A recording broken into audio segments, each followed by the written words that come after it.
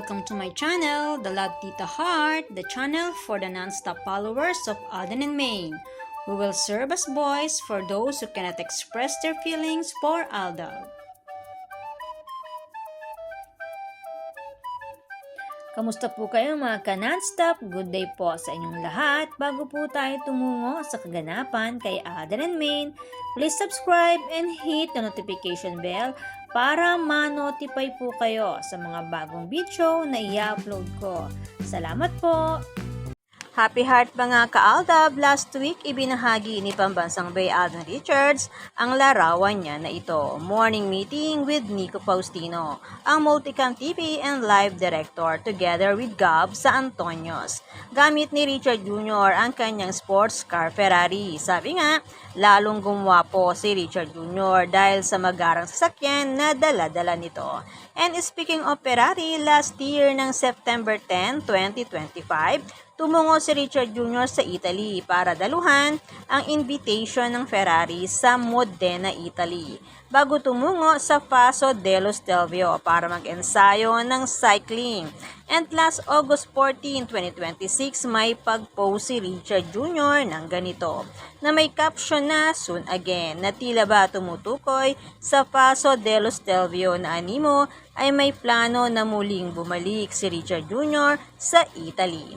And last August 17 and August 19, 2026, muling ibinahagi ni Richard Jr. ang larawan ni Lola Linda sa 90th birthday celebration nito.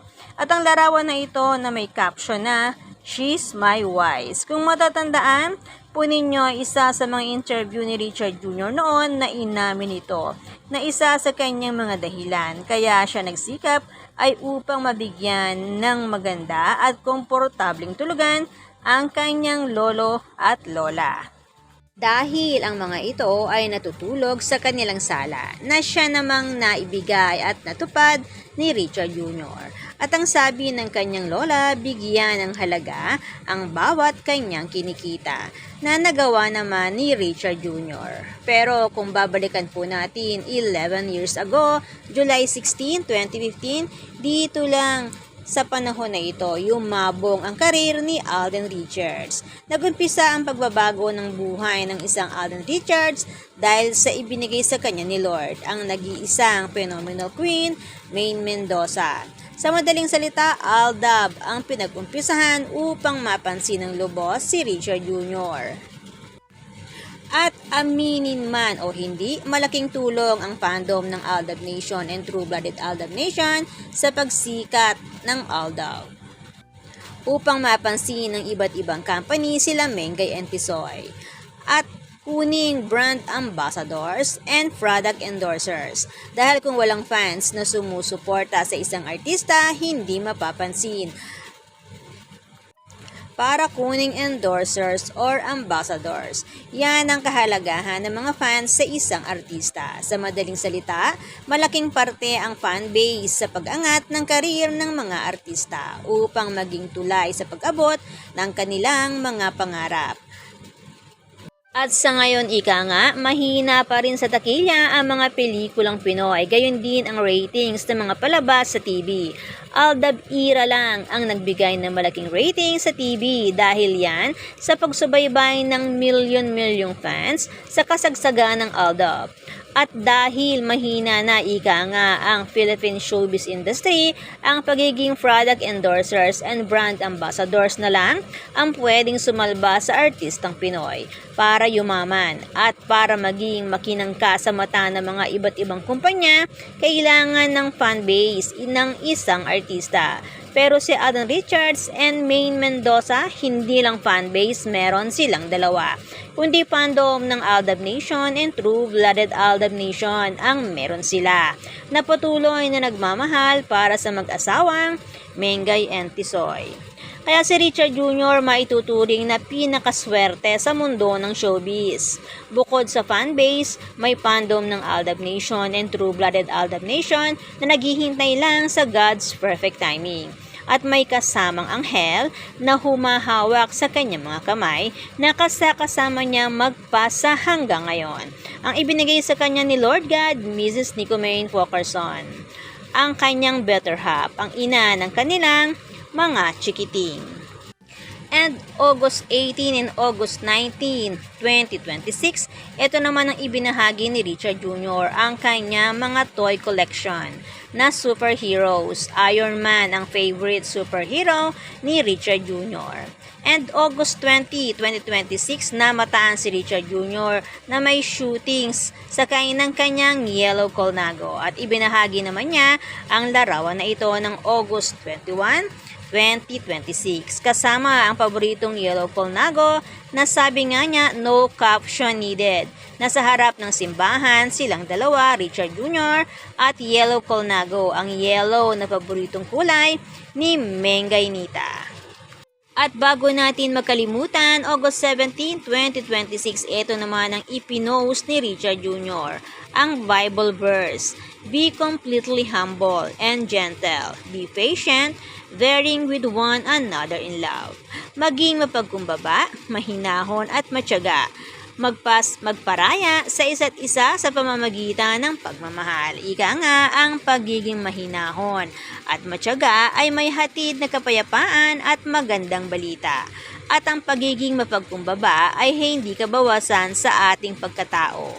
Panatilihin lamang ang pagmamahal sa ating mga puso. Kaya naman si Richard Jr. muling pinairal ang pagmamahal at kabutihan sa kanyang puso. Katuang ang Myriad and AR Foundation Incorporated at ang ilan sa kanyang iniindorso, nagbigay sila ng tulong sa mga pamilyang binaha sa Kalumpit, Bulacan. Last August 22, 2026, ito ibinahagi. Iba talaga kapag ang minamahal taga Bulacan. Kaya naman madalas nakikita ng kapitbahay ng mga Mendoza si Richard Jr. doon. Lalo na ng panahon ng pandemic, kaya naman matatandaan na kasama ni Tatay Teddy si Richard Jr. ang mahal niyang manugang sa panahon na ito, kung saan kumuha sila ng mayor's permit sa Baliwag, Bulacan. Mendoza Fulkerson Conjugal Business. Kapag sinabing conjugal business, ibig sabihin isang negosyo na pag-aari ng mag-asawa, joint ownership by husband and wife under a marital property. Ito yung maganda sa mag-asawang Mengay and Tisoy at sa Fulkerson and Mendoza family noong panahon na hindi pa pinapalala ang sarswela.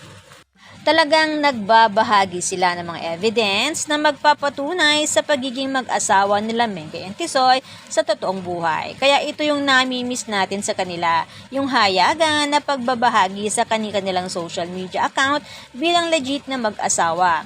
Lalo na yung mga overload sweetness nila kapag magkasama sa Itbulaga. Kahit wala ng kalye-serye, hindi mapigil ni Richard Jr. ang sarili kapag magkatabi sila sa Itbulaga. Talagang ipapahalata ni Richard Jr. na pag-aari niya si Mengay. Ito yung masarap nakikita kay Richard Jr. and Nicomane Fulkerson, yung galawang mag-asawa nila, na nakakamiss talagang makita na magkasama sila sa iisang frame.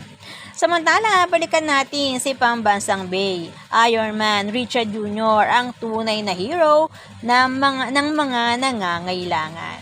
Kita ang saya at paghanga ng mga taga-Kalumpit, Bulacan na nabiyayaan ng tulong ni Richard Reyes Fulkerson Jr.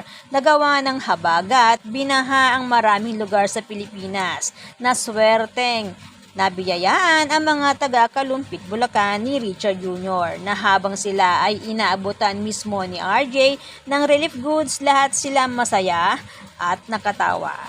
At mababasa mo sa kanilang mga bibig ang gwapo ni Alden.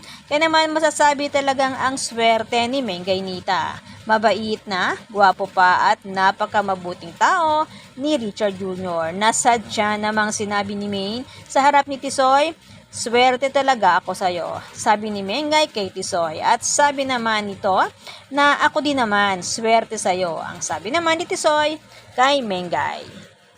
Kapwa silang nag-aminan na swerte talaga sila sa isa't isa.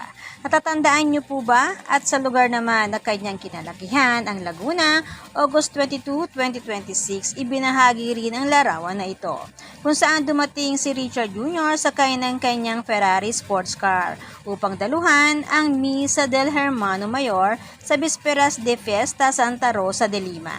isang paglilingkod bayan ni Richard Fulkerson Jr. And August 23, 2026, ito naman ang ibinahagi niya. Ang pagbati sa kaarawan ng kanyang mga kapatid. Happy birthday Angel and Raisa Fulkerson. And August 23, 2026 pa rin, bagong blessings kaya ito for Alden Richards, ibinahagi ito ng Jumo. At sabi nila, can you guess who's flying to China?